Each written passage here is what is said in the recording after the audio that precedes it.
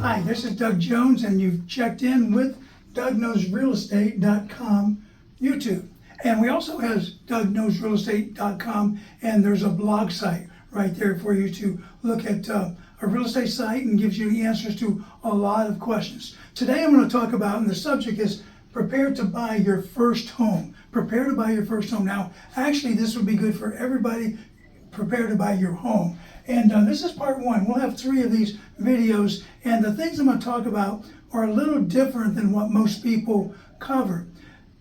So many times, you've heard the phrase, okay, you got to go and talk to a lender and get pre-approved first. That's what most people just do. They go get approved, and that's the end of the story. Then the process starts. Well, I've had people call me, and I've done the same thing.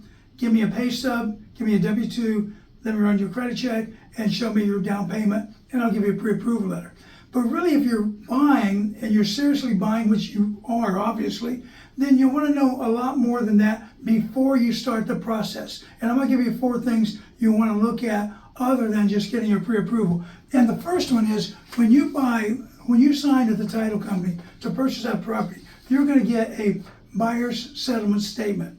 And this buyer's settlement statement has a lot of things on it, and a lot of things that will actually frighten you, if I use the word, or make you stunned, or make you sit back, and because these things are very long, they got a lot of entries on there, and a lot of entries you think, where did this come from? Well, it's a good idea to get a buyer's settlement statement up front. Look, have your realtor or lender give you a buyer's settlement statement. They mark off in black all the information about whose settlement statement this is, etc., and all the private things, and then you see what's on there, and you're going to be surprised at county taxes, city taxes, the title company charges, the lender charges, the courier charges, the notary charges. I mean, the list goes on and on and on, and it's a big list. Well, it's a good idea to know those things before you start going and buying. Don't look at that at the last minute when you sign your papers, because you're going to be overwhelmed.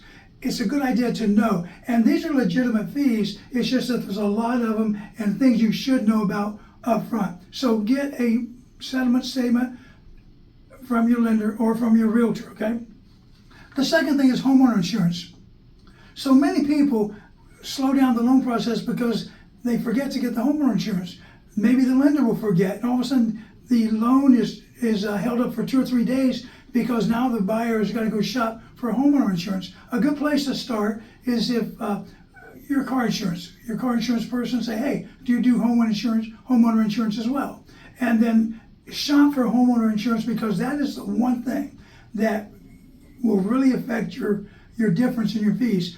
The real estate taxes are going to be what they are. The mortgage payment is going to be what it is. Insurance can be from very low to very high, and you want to make sure that you get the best policy for you.